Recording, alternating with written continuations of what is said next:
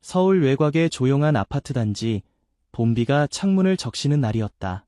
박지연과 남편 김민호는 병원에서 돌아오는 차 안에서 말없이 손을 맞잡고 있었다. 오늘 그들은 기다리고 기다리던 소식을 들었다. 쌍둥이 딸을 가졌다는 것이었다. 쌍둥이라니 믿어지지 않아요. 지연이 떨리는 목소리로 말했다. 민호는 운전대를 꽉 잡으며 미소를 지었다. 우리가 2배로 행복해질 거야. 그들은 결혼 후 5년간 아이를 갖기 위해 노력했다. 여러 번의 실패와 좌절 끝에 마침내 임신에 성공했고, 이제 쌍둥이라니. 그것은 마치 오랜 기다림에 대한 보상 같았다. 하지만 행복도 잠시. 임신 16주차 검진에서 의사는 심각한 표정으로 초음파 화면을 가리켰다. 박지연 씨, 쌍둥이가 단일 육모막 단일 양막 쌍둥이, 즉 일란성 쌍둥이인데 같은 태반과 양순항을 공유하고 있습니다. 그게 무슨 뜻인가요? 지연이 불안한 목소리로 물었다. 이런 경우는 굉장히 드물고 위험할 수 있습니다. 태아들이 같은 공간에 있기 때문에 재대열이 엉킬 가능성이 높고, 그렇게 되면 2 아이 모두에게 위험합니다. 병원에서 나오는 길, 지연은 눈물을 참을 수 없었다. 이제 막 찾아온 행복이 위험에 처했다는 사실이 너무 가혹하게 느껴졌다. 괜찮아, 우리가 할 수 있는 최선을 다할 거야. 민호가 아내의 어깨를 감싸며 말했지만 그의 목소리에도 불안함이 묻어 있었다. 의사의 권고에 따라 지연은 임신 24주부터 병원에 입원하게 되었다. 태아의 상태를 24시간 모니터링하기 위함이었다. 작은 병실이 그녀의 세계가 되었다. 하얀 벽과 창문 너머로 보이는 벚꽃 나무 한 그루가 그녀의 유일한 풍경이었다. 오늘은 어떤 기분이에요? 담당 간호사 이수진이 매일 아침 물었다. 아이들이 많이 움직여요. 마치 서로 놀고 있는 것 같아요. 지연은 웃으며 대답했다. 수진은 지연의 배에 손을 얹고 미소를 지었다. 자매니까 벌써부터 친한가 봐요. 걱정 마세요. 모두 잘 될 거예요. 그렇게 지연은 57일 동안 병원 생활을 하게 되었다. 민호는 매일 퇴근 후 병원을 찾았고, 주말에는 하루 종일 지연과 함께 머물렀다. 그들은 함께 아기 이름을 고민했고, 결국 서연과 서연으로 정했다. 서연이는 첫째니까 조금 더 의젓할 것 같아 지연이 말했다. 서연이는 아마 장난꾸러기가 될 거야. 민호가 웃으며 대답했다. 그들은 아직 보지 못한 아이들의 성격을 상상하며 행복한 시간을 보냈다. 그러나 밤이 되면 지연은 혼자만의 불안과 싸워야 했다. 어둠 속에서 그녀는 배 위에 손을 얹고 아이들에게 속삭였다. 엄마가 지켜줄게. 무슨 일이 있어도 너희를 지켜줄게. 임신 32주, 의사들은 제왕절개 수술을 결정했다. 더 이상 기다리는 것은 위험하다고 판단했기 때문이다.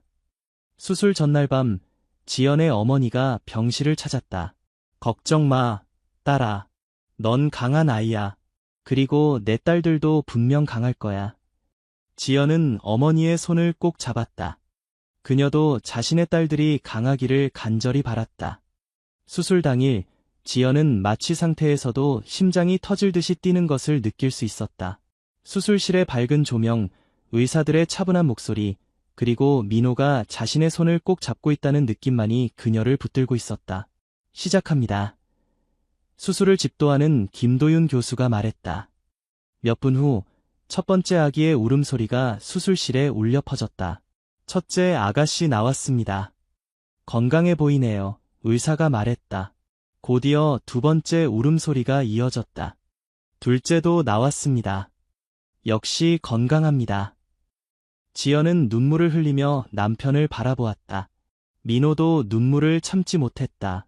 그런데 그 순간 수술실에 있던 모든 사람들이 놀라운 광경을 목격했다. 간호사가 2 아기를 들어올려 지연에게 보여주려 했을 때 아기들은 서로의 손을 꼭 잡고 있었다. 마치 태어나기 전부터, 아니 어쩌면 영원부터 함께였던 것처럼. 세상에. 김 교수가 놀란 목소리로 말했다. 30년 넘게 의사 생활을 했지만 이런 건 처음 봅니다. 민호는 아내의 이마에 키스하며 속삭였다. 봤어? 우리 딸들이 얼마나 특별한지. 신생아실에서 아기들은 잠시 분리되어 검사를 받았지만 깨어있을 때면 계속해서 서로를 찾는 듯했다. 간호사들은 이런 모습이 드물다며 감탄했다. 이 아이들은 정말 특별한 유대감이 있어요. 수간호사가 지연에게 말했다. 퇴원 후 지연과 민호는 쌍둥이와 함께하는 새로운 삶에 적응해갔다. 밤에는 번갈아가며 아기들을 돌보았고 낮에는 함께 육아의 즐거움과 어려움을 나누었다. 서연과 서연은 자라면서도 그 특별한 유대감을 잃지 않았다. 걸음마를 배울 때도 서로의 손을 잡고 함께 일어섰고 첫마디를 배울 때도 서로의 이름을 먼저 불렀다. 서연아, 서연아. 그들의 첫 단어였다. 시간이 흘러 쌍둥이는 3살이 되었다. 외모는 똑같았지만 성격은 점점 달라졌다. 서연은 조용하고 사려 깊었으며 서연은 활발하고 호기심이 많았다. 그러나 그들이 함께 있을 때면 마치 하나의 영혼이 2개의 몸으로 나뉜 것처럼 완벽한 조화를 이루었다. 엄마, 서연이가 아파요. 어느 날 서연이 갑자기 말했다. 지연은 놀라서 서연을 살펴보았다. 서연은 아무 말도 하지 않았지만 이마를 만져보니 열이 나고 있었다. 어떻게 알았어, 서연아? 그냥 알아요. 서연이가 아프면 저도 아파요. 의사들은 이런 현상을 쌍둥이 텔레파시라고 설명했지만 지연과 민호에게는 그것이 단순한 과학적 현상 이상의 것으로 느껴졌다. 그것은 태어나기 전부터 시작된 깊은 유대감의 증거였다. 서연과 서연의 이야기는 점차 주변 사람들에게 알려지기 시작했다. 친구들, 친척들, 그리고 이웃들은 모두 쌍둥이의 특별한 유대감에 감탄했다. 특히 그들이 함께 손을 잡고 거리를 걷는 모습은 많은 사람들의 마음을 따뜻하게 했다. 저 아이들은 정말 천사 같아요. 동네 할머니가 말했다. 지연의 어머니는 손녀들을 보며 눈물을 흘렸다. 이런 기적을 볼 수 있어서 행복하구나. 그러던 어느 날 서연이 갑자기 열이 높아져 병원에 실려갔다. 의사들은 심각한 폐렴이라고 진단했고 서연은 중환자실에 입원하게 되었다. 서연이도 데려와 주세요. 서연이 약해진 목소리로 애원했다. 하지만 병원 규정상 중환자실에는 방문객, 특히 어린아이의 출입이 제한되어 있었다. 죄송합니다만 규정상 어렵습니다. 의사가 말했다. 서연은 병원 복도에서 울며 중환자실 문을 바라보았다. 서연이가 저를 찾고 있어요. 저도 서연이를 찾고 있어요. 지연과 민호는 가슴이 찢어지는 듯했다. 그들은 의사에게 특별한 허가를 요청했고 마침내 짧은 시간 동안이지만 서연이 서연을 만날 수 있게 되었다. 서연이 중환자실에 들어가자마자 놀라운 일이 일어났다. 서연의 상태가 급격히 호전되기 시작한 것이다. 산소 포화도가 올라가고 열이 내려가고 심지어 의식도 선명해졌다. 이건 의학적으로 설명하기 어려운 현상입니다. 담당 의사가 말했다. 이후 병원은 특별히 서연이 매일 서연을 방문할 수 있도록 허락했다. 서연은 매일 동생의 손을 잡고 이야기를 들려주었고 서연은 놀라운 속도로 회복되어 갔다. 일주일 후 서연은 퇴원할 수 있게 되었다. 의사들은 이 사례를 의학저널에 기고하기도 했다. 쌍둥이 간의 정서적 유대가 신체적 회복에 미치는 영향이라는 제목의 논문이었다. 우리 아이들이 의학 논문의 주인공이 되다니 민호가 웃으며 말했다. 지연은 그저 2딸이 건강하게 함께할 수 있다는 사실에 감사했다. 쌍둥이가 6살이 되던 해 지연은 그들의 이야기를 담은 책을 쓰기로 결심했다. 손을 잡은 기적이라는 제목의 책은 많은 사람들에게 희망과 감동을 주었다. 저희 아이들의 이야기가 다른 분들에게 조금이나마 용기를 줄 수 있다면 좋겠습니다. 지연은 라디오 인터뷰에서 말했다. 서연과 서연은 초등학교에 입학했지만 서로 다른 반에 배정되었다.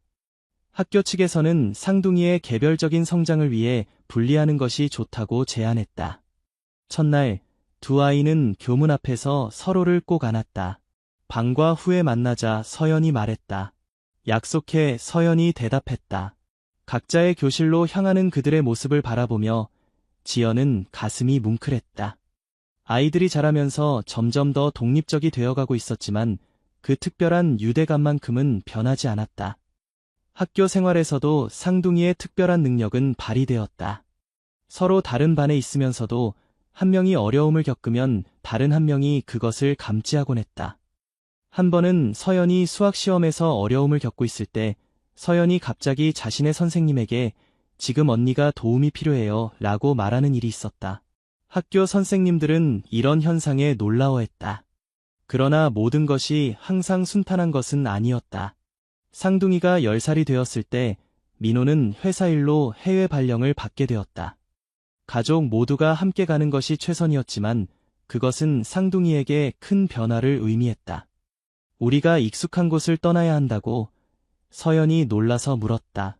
그래, 아빠의 일 때문에 싱가포르로 가야 해, 지연이 설명했다. 하지만 우리 친구들은 어떻게 해요? 우리 학교는요? 서연이 걱정스럽게 물었다. 지연과 민호는 아이들에게 최대한 부드럽게 설명하려 노력했다. 새로운 시작이 될 것이며 새로운 친구들을 사귀게 될 거라고. 이사 전날 밤 서연과 서연은 자신들의 방에서 조용히 이야기를 나누었다. 무서워, 서연아, 서연이 속삭였다. 괜찮아, 우리는 항상 함께야. 우리가 서로를 가지고 있잖아. 서연이 동생의 손을 꼭 잡았다. 싱가포르에서의 새로운 생활은 처음에는 어려웠다. 낯선 환경, 새로운 학교, 그리고 언어의 장벽까지. 하지만 쌍둥이는 서로를 의지하며 빠르게 적응해 나갔다. 우리 아이들이 정말 대단해요. 민호가 감탄했다. 어른인 저도 적응하기 어려운데 아이들은 벌써 친구도 사귀고 새 학교 생활을 즐기고 있어요. 지연은 미소를 지었다. 그들은 서로가 있으니까요. 그게 그들의 힘이죠. 싱가포르에서 지내는 동안 서연과 서연은 다양한 문화와 언어를 접하며 더욱 성장했다. 그들은 영어를 빠르게 습득했고 새로운 친구들도 사귀었다. 하지만 그들이 가장 좋아하는 시간은 여전히 서로와 함께하는 시간이었다. 언니, 오늘은 공원에 가서 그림 그릴까? 서연이 제안했다. 좋아. 내가 그림 그리는 동안 내가 이야기해줘. 서연이 대답했다. 그들은 각자의 재능을 발견해 나갔다. 서연은 그림 그리기에 재능이 있었고 서연은 이야기를 만들어내는 것을 좋아했다. 함께할 때면 그들은 멋진 그림책을 만들어냈다. 3년 후 민호의 해외 발령이 끝나고 가족은 한국으로 돌아왔다. 쌍둥이는 이제 13살, 사춘기에 접어들었지만 그들의 유대감은 여전히 강했다. 지연은 종종 아이들의 출생 이야기를 들려주었다. 그들이 손을 잡고 태어났던 그 기적 같은 순간을. 그래서 우리가 항상 손을 잡는 거예요. 서연이 궁금해했다. 그런 것 같아. 너희들은 태어나기 전부터 서로를 지켜주고 있었던 거야. 지연이 대답했다. 중학교에 진학하면서 쌍둥이는 더 다양한 활동과 관심사를 발전시켰다. 서연은 미술부에 가입했고 서연은 합창부에서 활동했다. 그들은 점점 더 개인으로서 자신만의 정체성을 형성해갔지만 그 특별한 연결고리는 여전히 강했다. 이상해, 서연아. 어느 날 서연이 말했다. 우리가 점점 달라지는 것 같은데 동시에 더 가까워지는 것 같아. 그건 우리가 서로의 차이를 인정하기 시작했기 때문이 아닐까? 서연이 대답했다. 고등학생이 되면서 쌍둥이는 각자의 꿈을 향해 나아갔다. 서연은 미술대학을 목표로 했고 서연은 음악을 공부하고 싶어 했다. 우리가 다른 대학에 가게 될까? 서연이 불안해했다. 그래도 괜찮아. 우리는 항상 연결되어 있을 거야. 서연이 동생을 안심시켰다. 대학 입시를 준비하는 동안 쌍둥이는 서로에게 큰 힘이 되었다. 한 명이 지칠 때면 다른 한 명이 격려했고 한 명이 성공하면 다른 한 명도 진심으로 기뻐했다. 결국 서연은 서울대 미술대학에, 서연은 한국예술종합학교 음악과에 합격했다. 그들은 처음으로 다른 캠퍼스에서 생활하게 되었지만 여전히 같은 아파트에서 함께 살기로 했다. 이제 정말 어른이 되는 느낌이야. 대학 첫날 서연이 말했다. 그래, 하지만 우리는 여전히 함께야. 서연이 동생의 손을 잡았다. 대학 생활은 그들에게 더 넓은 세계를 열어주었다. 새로운 친구들, 새로운 경험들, 그리고 때로는 첫사랑의 설렘까지. 그들은 서로의 이야기를 나누며 함께 성장해 갔다. 졸업 후 서연은 유명 디자인 회사에 취직했고 서연은 오케스트라에서 첼리스트로 활동하기 시작했다. 그들의 삶은 각자의 방향으로 흘러갔지만 여전히 그들은 주말마다 만나 서로의 일상을 나누었다. 30살이 되던 해 서연은 음악 공연 중 한 남자를 만나 사랑에 빠졌다. 그의 이름은 정우진, 음악 평론가였다. 언니, 내가 정말 사랑에 빠진 것 같아. 서연이 설레는 목소리로 말했다.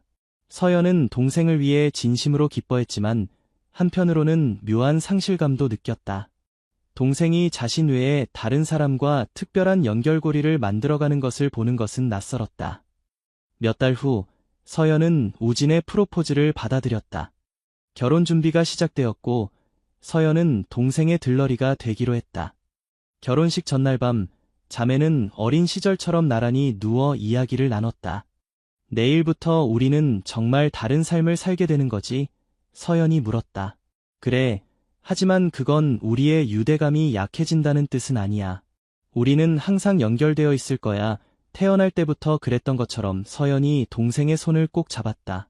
결혼식 날 모든 하객들은 신부와 들러리가 나란히 걷는 모습에 감동했다. 그들은 여전히 손을 잡고 있었고 그 모습은 마치 그들이 태어났을 때의 모습을 연상케 했다. 저 둘은 정말 특별한 자매예요. 하객들이 속삭였다. 결혼 후에도 자매의 연결고리는 계속되었다. 서연이 첫 아이를 가졌을 때 서연은 그것을 직감적으로 알아차렸다. 너 임신했지? 서연이 서연의 집을 방문했을 때 물었다. 서연은 놀라서 눈을 동그랗게 떴다. 어떻게 알았어? 나도 오늘 아침에 확인했는데. 그냥 알았어. 우리는 항상 연결되어 있으니까. 서연의 임신 소식은 가족 모두에게 기쁨을 가져왔다. 지연과 민호는 곧 조부모가 된다는 사실에 들떠 있었고 서연은 이모가 된다는 사실에 설렜다. 임신 중에 서연이 힘들 때면 서연이 항상 옆에 있었다. 그녀는 동생의 입덧을 함께 견디고 밤중에 걱정될 때면 언제든지 달려와 곁을 지켰다. 내가 없으면 어떻게 살았을까? 서연이 고마움을 표현했다. 나도 내가 없으면 어떻게 살았을지 모르겠어. 서연이 웃으며 대답했다. 출산일이 다가오자 서연은 회사에 휴가를 내고 동생의 곁을 지켰다. 그리고 마침내 그날이 왔다. 아기가 곧 나올 것 같아. 서연이 진통 중에 외쳤다. 서연은 동생의 손을 꼭 잡고 있었다. 괜찮아. 내가 여기 있어. 우리가 함께 할게. 출산은 어려웠지만 서연은 건강한 딸을 낳았다. 아기의 이름은 유미, 서연과 우진이 함께 지은 이름이었다. 이모가 되니 어때? 서연이 물었다. 서연은 조카를 안고 눈물을 흘렸다. 말로 표현할 수 없을 만큼 행복해. 시간이 지나면서 서연도 자신만의 인연을 만났다. 그의 이름은 김태우, 건축가였다. 그들은 서연의 미술 전시회에서 만났고 천천히 사랑을 키워갔다. 태우 씨가 프로포즈했어. 서연이 어느 날 서연에게 전화했다. 드디어. 내가 얼마나 기다렸는지 몰라. 너희 결혼식은 내가 총괄할게. 서연이 기뻐했다. 서연의 결혼식은 서연의 결혼식만큼이나 아름다웠다. 서연은 동생의 들러리가 되어 그녀의 옆을 지켰고 작은 유미는 꽃바구니를 들고 앞서 걸었다. 우리 자매가 이렇게 행복할 줄 몰랐어. 서연이 결혼식 피로연에서 말했다. 그래, 우리는 정말 축복받았어. 서연이 동생을 꼭 안았다. 몇 년 후 서연도 딸을 낳았다. 그녀의 이름은 유진, 작은 유미와 꼭 닮았다. 두 사촌은 마치 또 다른 쌍둥이처럼 가까워졌고 서연과 서연은 그 모습을 보며 자신들의 어린 시절을 떠올렸다. 유미와 유진이 우리처럼 특별한 관계를 가질까? 서연이 궁금해했다. 아마도. 그들은 우리의 피를 나눴으니까. 서연이 대답했다. 세월이 흘러 쌍둥이는 40살이 되었다. 그들의 부모님은 은퇴 후 전원 생활을 즐기고 있었고 자매는 각자의 가정을 이루며 행복한 삶을 살고 있었다. 그러던 어느 날 서연이 갑작스럽게 아프게 되었다. 의사들은 그녀에게 희귀한 자가면역 질환이 있다고 진단했다. 얼마나 심각한가요? 서연이 의사에게 물었다. 적절한 치료를 받으면 관리할 수 있지만 완치는 어렵습니다. 의사가 대답했다. 서연은 언니의 병을 자신의 것처럼 느꼈다. 그녀는 언니의 치료와 회복을 위해 모든 것을 기꺼이 감수했다. 내가 할 수 있는 것이 있다면 무엇이든 하겠어. 서연이 서연에게 말했다. 의사들은 면역세포 이식이 도움이 될 수 있다고 제안했고 서연은 즉시 자원했다. 유전적으로 동일한 쌍둥이였기에 그녀의 세포는 서연에게 가장 이상적인 선택이었다. 너의 건강을 위험에 빠뜨리고 싶지 않아. 서연이 걱정했다. 내가 너를 도울 수 있다면 그건 내게도 축복이야. 서연이 단호하게 말했다. 치료는 길고 어려웠지만 서연은 서연의 도움으로 천천히 회복되어 갔다. 그들의 유대감은 어쩌면 서연의 생명을 구한 것인지도 모른다. 너는 또 한 번 나를 구했어. 서연이 회복 후 서연에게 말했다. 우리는 항상 서로를 구하고 있어. 그게 우리가 함께 태어난 이유일 거야. 서연이 대답했다. 쌍둥이의 50번째 생일, 가족들은 특별한 파티를 준비했다. 그들의 남편들, 자녀들, 그리고 이제는 노인이 된 부모님까지 모두가 함께 모였다. 지연은 이제 백발이 되었지만 그녀의 눈빛은 여전히 따뜻했다. 그녀는 떨리는 손으로 오래된 앨범을 꺼냈다. 이것 좀 보렴. 그녀가 첫 페이지를 펼쳤다. 그것은 쌍둥이가 태어났을 때의 사진이었다. 두 아기가 손을 꼭 잡고 있는 그 역사적인 순간의 사진. 우리가 정말 이렇게 태어났구나. 서연이 감동했다. 우리의 시작이었지. 서연이 언니의 손을 잡았다. 지연은 미소를 지었다. 너희들이 태어났을 때 의사들은 모두 놀랐단다. 그들은 이런 순간을 본 적이 없다고 했어. 그리고 나는 그때 알았지. 너희들은 특별한 운명을 가진 아이들이라는 것을. 파티가 끝나갈 무렵 서연과 서연은 조용히 테라스로 나갔다. 밤하늘에는 별이 가득했고 그들은 어린 시절처럼 나란히 앉아 별을 바라보았다. 생각해보면 우리는 정말 행운이었어. 서연이 말했다. 그래, 우리는 서로를 가졌으니까. 서연이 대답했다. 하늘의 별들처럼 우리도 각자 빛나고 있지만 같은 하늘 아래 있는 것 같아. 서연이 생각에 잠겼다. 그리고 그 별들이 만드는 별자리처럼 우리도 서로 연결되어 하나의 이야기를 만들고 있는 거지. 서연이 덧붙였다. 그들은 그렇게 밤새도록 이야기를 나누었다. 과거의 추억, 현재의 행복, 그리고 미래에 대한 꿈까지. 그들의 이야기는 계속되었고 그들의 유대감은 시간이 지날수록 더욱 깊어졌다. 세월이 흘러 서연과 서연은 할머니가 되었다. 그들의 손자, 손녀들은 쌍둥이 할머니의 특별한 이야기를 듣는 것을 좋아했다. 할머니들은 정말로 손을 잡고 태어났어요. 손녀가 호기심 어린 눈으로 물었다. 그럼 우리는 태어날 때부터 서로를 놓지 않았단다. 서연이 대답했다. 그리고 지금도 여전히. 서연이 언니의 손을 잡았다. 그들은 이제 60이 넘은 나이였지만 손을 잡을 때면 여전히 그 특별한 연결감을 느꼈다. 그것은 단순한 육체적 접촉 이상의 것이었다. 그것은 그들의 영혼이 하나로 연결되어 있다는 증거였다. 어느 봄날 서연과 서연은 그들이 태어난 병원을 찾았다. 그 병원은 이제 현대적인 의료센터로 바뀌어 있었지만 그들에게는 여전히 특별한 장소였다. 여기서 우리의 여정이 시작되었어. 서연이 말했다. 그리고 우리는 아직도 함께 걷고 있지. 서연이 미소를 지었다. 그들은 병원 입구에 서서 잠시 과거를 회상했다. 그리고 서로를 바라보며 동시에 같은 생각을 했다. 우리는 정말 축복받았어. 쌍둥이의 이야기는 많은 사람들에게 감동과 희망을 주었다. 그들의 특별한 유대감은 단순한 유전적 일치 이상의 것이었다. 그것은 사랑, 헌신, 그리고 서로를 향한 끝없는 지지와 이해였다. 지연과 민호는 이제 모두 세상을 떠났지만 그들이 쌍둥이에게 남긴 사랑과 가르침은 여전히 살아있었다. 서연과 서연은 부모님이 그랬던 것처럼 그들의 아이들과 손자, 손녀들에게 사랑과 연결의 중요성을 가르쳤다. 할머니, 저도 언젠가 누군가와 그런 특별한 연결고리를 가질 수 있을까요? 서연의 손녀가 물었다. 물론이지. 사랑하는 사람과는 누구나 특별한 연결고리를 만들 수 있단다. 그것이 쌍둥이든 친구든 연인이든 서연이 대답했다.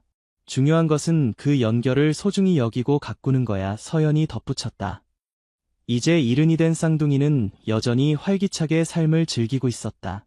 서연은 은퇴 후에도 그림을 그리며 여러 전시회를 열었고, 서연은 음악 교육을 통해 젊은 세대에게 음악의 아름다움을 전했다. 그들은 함께 여행을 다니며 새로운 경험을 쌓았고, 때로는 자원봉사를 통해 사회에 기여하기도 했다. 그들의 삶은 나이가 들어도 여전히 풍요롭고 의미 있었다. 서연과 서연이 80살이 되던 해, 그들은 자신들의 이야기를 담은 다큐멘터리 제작에 참여했다. 손을 잡은 기적, 80년의 여정이라는 제목의 이 다큐멘터리는 전 세계 많은 사람들에게 감동을 주었다. 우리의 이야기가 다른 사람들에게 희망이 될 수 있다면 그것이야말로 우리 삶의 가장 큰 축복일 것입니다. 서연이 다큐멘터리 인터뷰에서 말했다. 우리는 서로에게서 힘을 얻었고 그 힘으로 모든 어려움을 이겨냈습니다. 우리의 메시지는 간단합니다. 사랑하는 사람들의 손을 놓지 마세요. 서연이 덧붙였다. 다큐멘터리는 큰 성공을 거두었고 쌍둥이는 여러 강연 요청을 받았다. 그들은 전국을 다니며 자신들의 이야기를 나누었고 많은 사람들에게 영감을 주었다. 여러분도 각자의 삶에서 특별한 연결고리를 찾을 수 있습니다. 그것이 가족이든 친구든 사랑하는 사람이든 그 연결을 소중히 여기고 가꾸세요. 서연이 강연에서 말했다. 우리가 서로의 손을 잡았던 것처럼 여러분도 서로의 손을 잡고 함께 나아가세요. 서연이 청중에게 말했다. 그들의 90번째 생일을 맞아 가족들은 특별한 기념행사를 준비했다. 자녀들, 손자, 손녀들, 그리고 이제는 증손자들까지 4세대가 모두 모였다. 할머니들의 특별한 이야기를 들려주세요. 어린 증손자가 졸랐다. 서연과 서연은 미소를 교환하며 시작했다. 옛날 옛적에 2 자매가 있었단다. 그들은 보통 자매와는 조금 달랐어. 왜냐하면 이야기가 끝날 무렵 모든 아이들의 눈은 반짝였고 어른들은 감동의 눈물을 참지 못했다. 그리고 그 2 자매는 지금도 여전히 손을 잡고 있단다. 서연이 마무리했다. 그리고 항상 그럴 거야. 서연이 언니의 손을 꼭 잡았다. 어느 봄날 아침, 서연은 병원 침대에 누워 있었다. 그녀의 건강이 급격히 악화되어 입원한 지 몇 주가 지난 시점이었다. 서연은 언니의 곁을 한시도 떠나지 않았다. 내가 먼저 갈 것 같아. 서연이 약한 목소리로 말했다. 아니야, 우리는 함께 왔으니 함께 갈 거야. 서연이 언니의 손을 꼭 잡았다. 의사들은 서연의 상태가 매우 위험하다고 했지만 서연은 믿음을 잃지 않았다. 그녀는 언니에게 계속해서 이야기를 들려주었고 그들의 추억을 함께 나누었다. 그리고 놀랍게도 서연의 상태는 조금씩 호전되기 시작했다. 의사들은 이를 의학적 기적이라고 불렀다. 내 언니의 회복은 의학적으로 설명하기 어렵습니다. 의사가 서연에게 말했다. 하지만 당신의 존재가 큰 힘이 되고 있는 것 같습니다. 서연은 미소를 지었다. 우리는 항상 서로에게 힘이 되어 왔어요. 서연이 병원에서 퇴원한 날, 봄 햇살이 따뜻하게 내리쬐었다. 서연은 언니의 휠체어를 밀며 병원을 나섰다. 다시 한번 우리는 함께 새로운 시작을 하는군. 서연이 말했다. 그래, 우리의 여정은 아직 끝나지 않았어. 서연이 대답했다.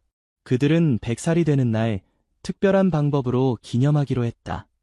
그들이 태어난 병원, 이제는 현대적인 의료센터가 된 그곳에서 작은 기념식을 가졌다. 이곳에서 우리의 특별한 여정이 시작되었습니다. 서연이 참석한 사람들에게 말했다. 그리고 우리는 지금도 여전히 손을 잡고 있습니다.